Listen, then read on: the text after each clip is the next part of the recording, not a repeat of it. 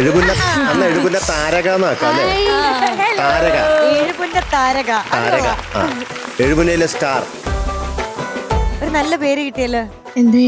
ഏഴുപുന്ന താരക, ഏഴുപുന്നയിലെ star. Yes, ഇഷ്ടായി. ചെറിയ star ഒന്നുമല്ല, സൂപ്പർ സ്റ്റാറാ. അതെ, സൂപ്പർ ഡൂപ്പർ. കൈ കാണിച്ചിട്ടില്ലേ? Thank you. പറഞ്ഞ കേട്ടില്ലേ? ഒന്ന് പോ. എനിക്കത് ഭയങ്കര ഇഷ്ടപ്പെട്ടു കേട്ടാ. കുഞ്ഞുങ്ങൾ അങ്ങനെയൊക്കെ പറയുമ്പോഴത്തേക്ക് ഭയങ്കര ക്യൂട്ടാണ് കാണാൻ വേണ്ടി. നല്ല രസമുണ്ടല്ലോ ഇന്നത്തെ ഉടുപ്പ്. അനുഷ്ക ചേച്ചിയുടെ അമ്മ തയ്ച്ചതാണോ? നല്ല ഭംഗിയുണ്ട്, ബ്യൂട്ടിഫുൾ ആയിട്ടുണ്ട്. Thank you. കുഞ്ഞാറ്റയുടെ ഒരു ആരാധകൻ എന്നോട് ട്രെയിനിൽ വെച്ച് പറഞ്ഞത്, കുഞ്ഞാറ്റക്കുട്ടി പാവാണ് കേട്ടോ, പോരില്ല.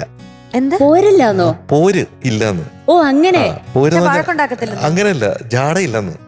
അതാണോ? പോര് ഇല്ല, അങ്ങനെ ഒരു ഭാഷയുണ്ട്. പോര് ഇല്ല എന്ന് പറഞ്ഞു. അപ്പൊ ഇന്ന് ഏത് പോരിനാണ് ഇറങ്ങിയിരിക്കണേ? പാട്ടിന്റെ പോരിന്. ഏതാ പാട്ട്? ഉജ്ജയിനിയിലെ ഗായിക. Oh you are Malavika. You are Malavika. Oh you are Malu.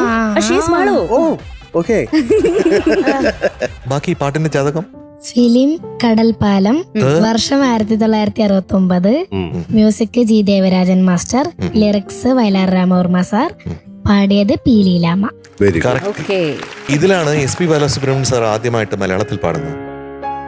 ഈ കടലും മറുകടലും ഭൂമിയും വാനവും കടന്ന് 14 ലോകങ്ങൾ കാണാൻ ഇവിടന്നു പോണവരെ,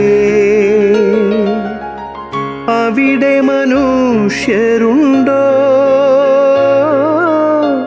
അവിടെ മതങ്ങളുണ്ടോ?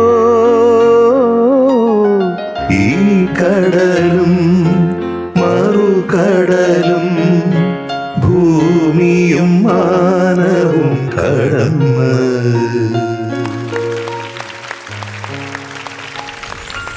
സുഷ് റെഡിയല്ലേ? 1 2 1 2 3 1 2 3.